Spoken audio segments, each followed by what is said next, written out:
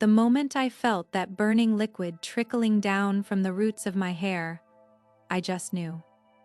I knew that my greatest victory was beginning right then and there. The heavy scent of perfume in the dressing room suddenly collided with a sharp, stinging smell of ammonia and acid. It burned the back of my throat. I looked at my reflection in the mirror, that colorless fluid sliding down through my snow-white hair toward my temples. It was searing my skin like fire. Outside, the famous orchestra in the grand ballroom was playing a cheerful melody, while here I was, quietly melting inside my silk dress. On my happiest day, in the very second I was supposed to shine the brightest, I had fallen right into the heart of the darkest conspiracy of my life. Everything seemed perfect. All the spotlights were ready to greet my unusual whiteness, and then that poison leaking from under the door was about to change everything. I refused to turn around. I did not scream. I did not even cry out for help. I just gripped the edge of the table so hard that the whiteness of my knuckles blurred into the color of my skin. The sting in my palms felt lighter than that deep-wound opening in my soul. Paula was standing behind me. I did not need to see her face. That cheap but expensive, smelling sugary perfume of hers had already taken over every single inch of the room. I knew she was smirking silently. I could almost hear that toxic laughter she hid behind those porcelain teeth. She spoke with a fake, forced compassion in her voice. She said, "Your hair is already white, honey. What harm could a little more lightening do?" In that moment, I knew she was not just talking about hair dye. She wanted to turn my existence, my identity, and that snow-white nobility I carried with pride into ashes. Right there in the middle of the runway, this massive hotel in Atlantic City looked like a paradise from the outside, decorated with thousands of crystal chandeliers, marble pillars, velvet curtains, and a glowing stage. People came here to applaud beauty. But behind these walls, in the folds of those silk dresses, hatred and jealousy were everywhere. To the world, we were flawless works of art.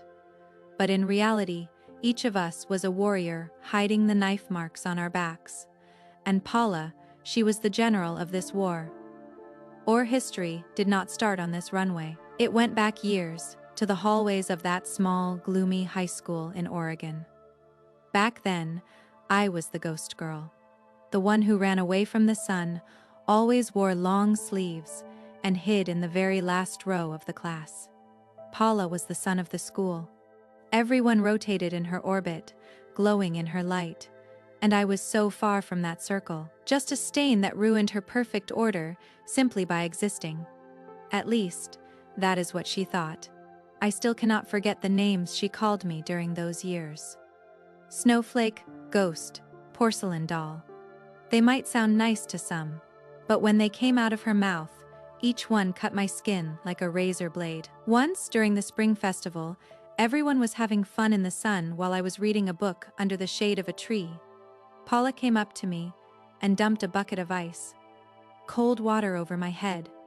She said, "You become even more transparent when you are wet, Victoria. Maybe one day you will just disappear completely." I cried that day. I sat under that tree for hours, wishing to vanish. And I just cried. But today, sitting on that ragged chair behind the stage, there was a different Victoria. The years had not destroyed me. Instead, they made me stronger, like a diamond hardening under pressure.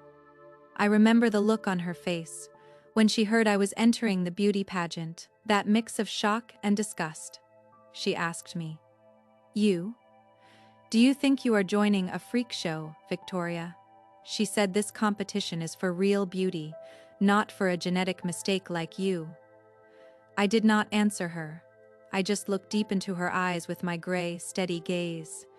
In that look, she did not see my fear. She saw her own shallowness.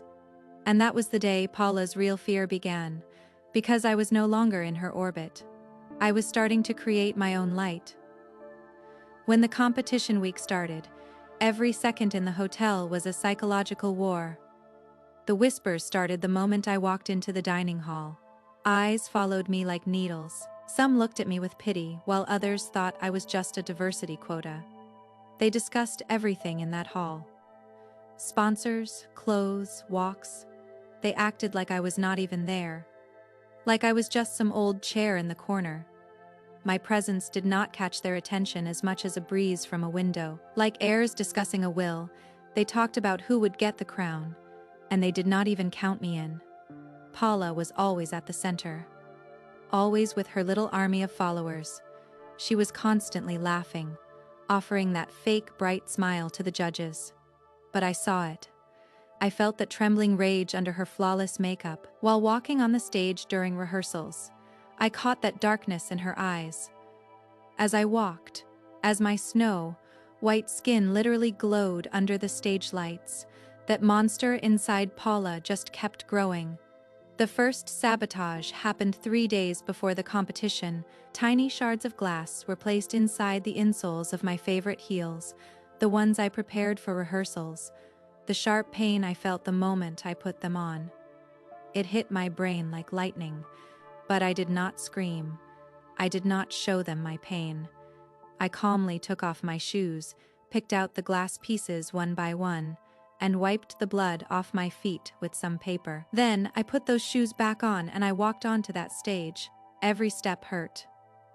With every step, the inside of my shoe grew warmer, but I did not break that calm expression on my face for a single second. I knew Paula was watching from the side, waiting for me to collapse. I did not fall. That day, I did the best walk of my life. Before I go on with the rest of my story, I want to ask you something. Where are you listening to this right now? Are you at home? Or maybe taking a small break at work? And have you ever been ignored, even though you were the smartest person in the room, just because of how you looked? Tell me in the comments. Sometimes, the strongest voices come from the quietest people. Paula realized that day that physical pain would not stop me. Something more permanent. She had to target my greatest weapon. My hair, the thing everyone admired, but was actually my natural difference. People thought I dyed it. Nobody wanted to believe that color was a natural miracle. But Paula knew the truth. She knew how sensitive that hair was for me. She knew how vulnerable the structure of albinism was to chemicals. Final night had arrived. The backstage was a battlefield. Clouds of hairspray, assistants running around, girls crying from the stress. I was at my small table in the corner, getting ready in the mirror. My silk dress, with its snowflake patterns, was hanging there. That dress was not just clothing to me, it was my exit ticket from those shadows I had hidden in for years. Paula was at the next table. She was running a massive production with her own hairstylist and makeup artist, complaining about everything, insulting the people around her. At one point, our eyes met in the mirror. There was a victory celebration in that look. Nothing had happened yet, but she smiled like she already knew the end. That is when I felt it. Something was wrong, but I was prepared. Or I thought I was. The pageant coordinator, Mrs. Miller, came in and said we had to be ready behind the stage in 5 minutes. Total chaos broke out. One of Paula's assistants dropped a large box of powder on the floor. On purpose, I am sure. Everything was suddenly covered in a cloud of dust. Everyone was coughing and scattering, and that is when I saw Paula reaching toward my table. She had a small bottle in her hand. No label. In that chaos, I saw her swap my hair protector spray with that bottle, but I could not stop her. Mrs. Miller grabbed my arm and started pulling me to get in line. When we lined up, Paula was right behind me. She leaned into my ear. "You look very bright tonight, Victoria," she said. "You are going to shine so bright that no one will ever forget you until the day they die." That dark tone in her voice made the hair on my neck stand up. I touched my hair. I had used that spray Paula swapped just before the rehearsals. I started to feel a heat on my head. First, a light tingling, then a small stinging sensation. We only had 2 minutes before going on stage. The stage manager was checking the lights, and the announcer was doing final checks on the microphone. That heat in my head turned into an unbearable fire within seconds. The chemical reaction had started. I could guess what Paula put in that bottle, something strong enough to burn my scalp, pull my hair out from the roots, and leave me bald in the middle of the runway. An acid or a heavy bleach mix. My vision started to blur. The lump in my throat was so big that trying to swallow felt like swallowing broken glass. But I did not cry. I could not stop my hands from shaking. I tried to keep myself awake by feeling the warmth of the blood from the wounds. My nails opened in my palms. Paula was giggling quietly behind me.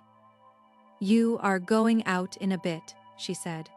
"Let's see what is left of that snow. White nobility of yours." In that moment, we were standing at the entrance of the hallway leading to the stage. The girl in front of me rushed out to a huge burst of applause. It was my turn. The burning at the roots of my hair was now hitting my brain like balls of fire. I saw some strands of my hair slowly falling onto my lap. But then something snapped inside me. Fear. It turned into a cold, cold hatred, followed by a massive sense of calm. I did not need to look in the mirror. I did not know what state my hair was in. Maybe I was really done for. Maybe Paula had won. But then I realized, Paula did not hate me because of my hair or my skin. She hated me because of that unshakable will I had. If I did not walk through that door, if I collapsed on that stage, Paula would not just kill my beauty. She would kill my soul too. The announcer called my name. And here she is, nature's rarest flower, Victoria.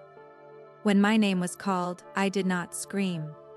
I did not turn to Paula and curse at her.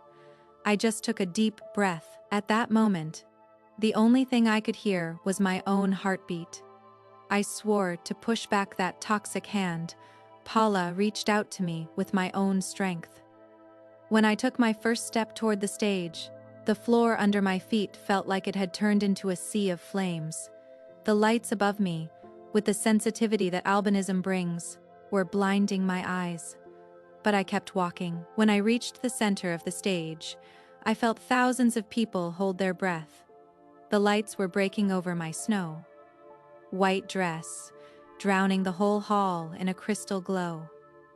But that fire in my head was still going. That burning liquid dripping from my hair was now moving down my face.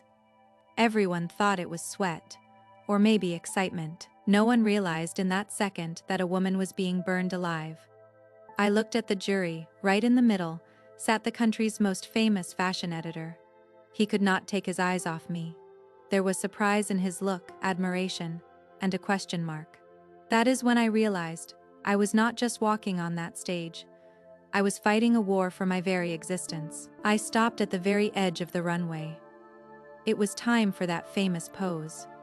At that exact second, Paula's toxic mix reached its peak. I felt a large part of my hair fall lifelessly onto my shoulders. The hall suddenly went cold. A wave of whispers spread. People were trying to understand what was happening. Paula was watching me from the darkness behind the stage. I am sure she had that victorious, disgusting smile on her face. But do you know what I did? I did not lean down to pick up those fallen strands of hair. I did not cover my face or run off the stage in shame. Instead, I just smiled.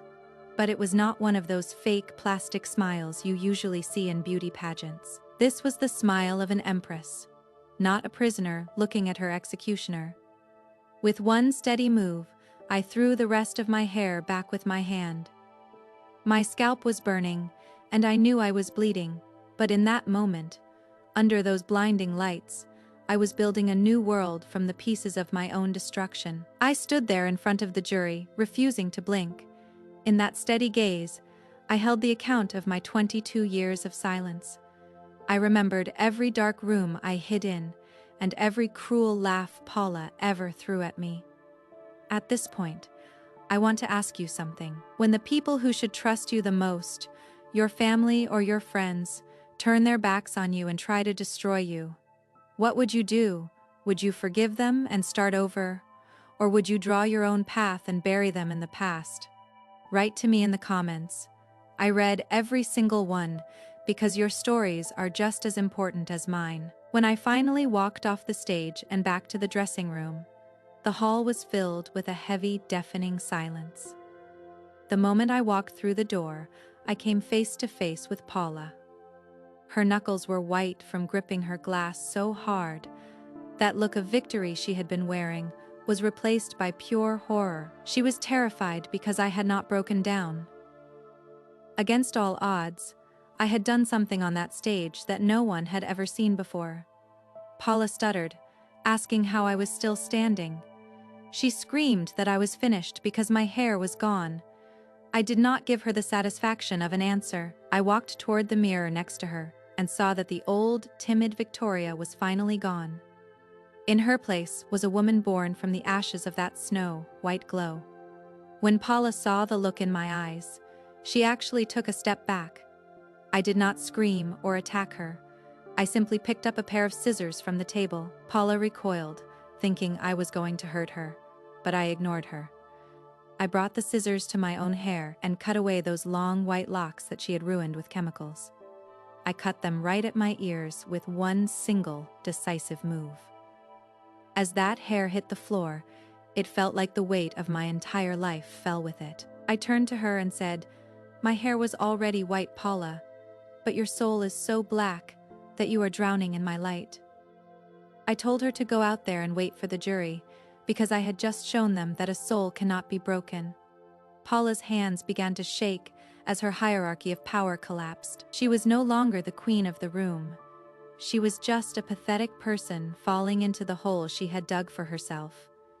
Suddenly, the door flew open and Mrs. Miller, the coordinator, walked in with an envelope.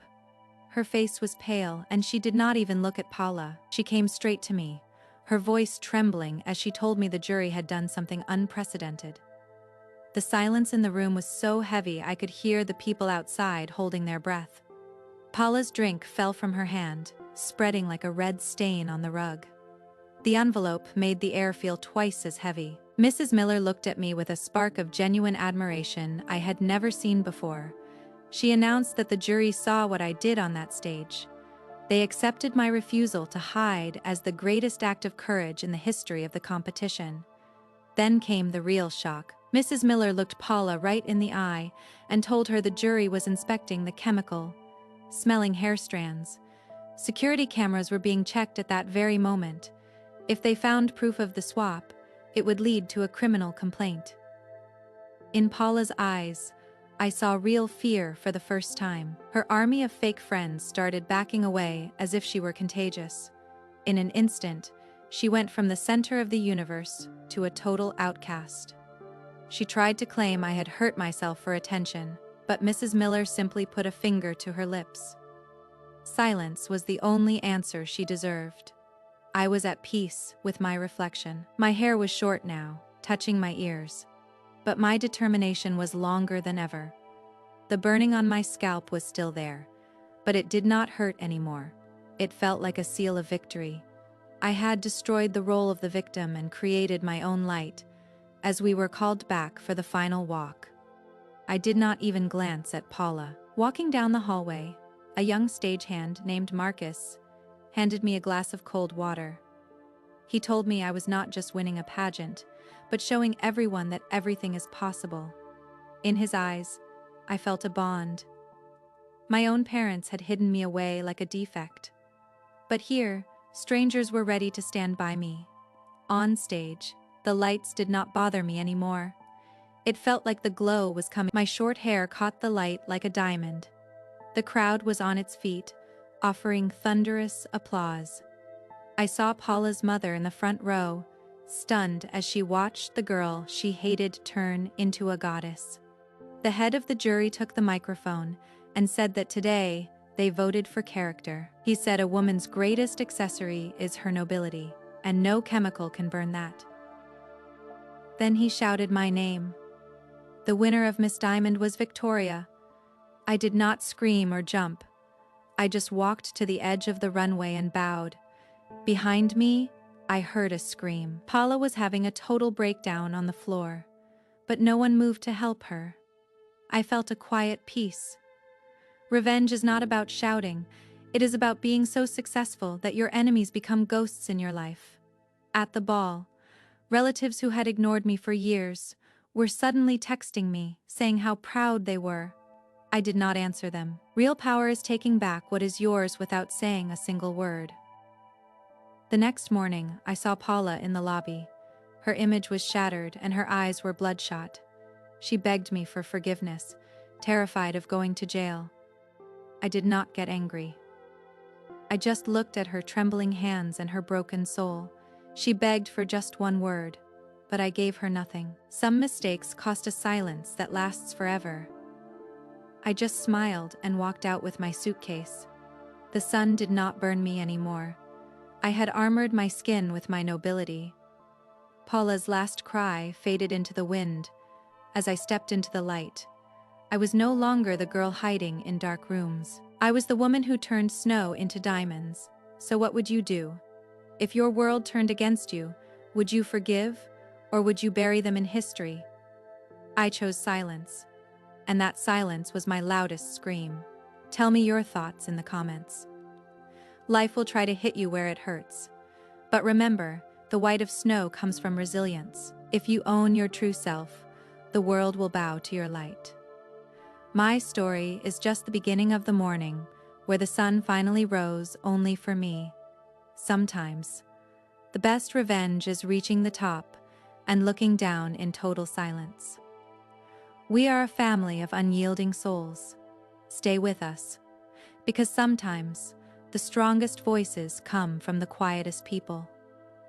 I just built my life like a fortress and gave her the void where I used to be. I was enough, and that was worth more than any crown. Victoria was finally free.